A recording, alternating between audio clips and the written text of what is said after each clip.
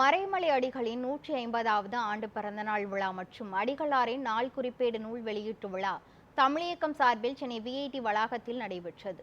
தமிழியக்கத்தின் தலைவரும் விஐடி வேந்தருமான முனைவர் கோ. விஸ்வநாதன் மறைமலை அடிகளாரின் நாட்குறிப்பேடு என்ற தலைப்பிலான நூலை வெளியிட்டார். அதனை சட்டமன்ற உறுப்பினர் ஆளூர் ஷவனவாஸ் பெற்றுக்கொண்டார். விழாவில் பேசிய விஐடி வேந்தர் கோ. விஸ்வநாதன், தமிழ் மொழிக்கு பிறகு சமஸ்கிருதம், தெலுங்கு, கன்னடம், மலையாளம், ஒடியா ஆகிய மொழிகளுக்கு செம்மொழி அந்தஸ்து வழங்கப்பட்டதாக கூறினார்.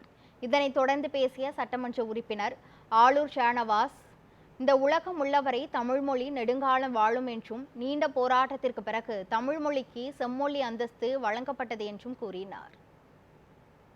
பார்த்தவுடன் செய்தியை புரிந்து கொள்ளக்கூடிய ஒரு தலைமுறையாக, ஒரு ஏஐ தலைமுறையாக, இன்னும் சொல்ல போனால் இன்றைய தலைமுறை ஏஐ தலைமுறை, அந்த வாட்ஸ்அப் தலைமுறை, ஃபேஸ்புக் தலைமுறை எல்லாம் தாண்டி இன்னைக்கு செயற்கை நுண்ணறிவு என்கிற ஆர்டிஃபிஷியல் இன்டெலிஜென்ஸ் என்கிற அந்த தலைமுறை வந்துவிட்டது. இன்னும் காலம் போக போக இன்னும் தொழில்நுட்பத்தில் சிறந்து விளங்கக்கூடிய ஒரு தலைமுறை வரப்போகிறது. எந்த தொழில்நுட்பம் வந்தாலும், எந்த தொழில்நுட்ப தலைமுறை வந்தாலும் அவர்கள் நம் வேரை தேடி போக வேண்டும் என்பதற்காகத்தான் நம்முடைய வேந்தர் அவர்கள் இப்படி ஒரு நிகழ்ச்சியை கல்விக்கூடத்தில் நடத்தி மாணவர்களின், இளைய தலைமுறையின் வருகையை உறுதி செய்திருக்கிறார்.